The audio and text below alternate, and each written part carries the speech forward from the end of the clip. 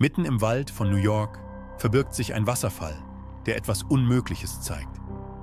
Hinter dem herabstürzenden Wasser flackert eine kleine Flamme, verborgen in einer dunklen Felsspalte. Regen löscht sie nicht dauerhaft. Wind erstickt sie nicht.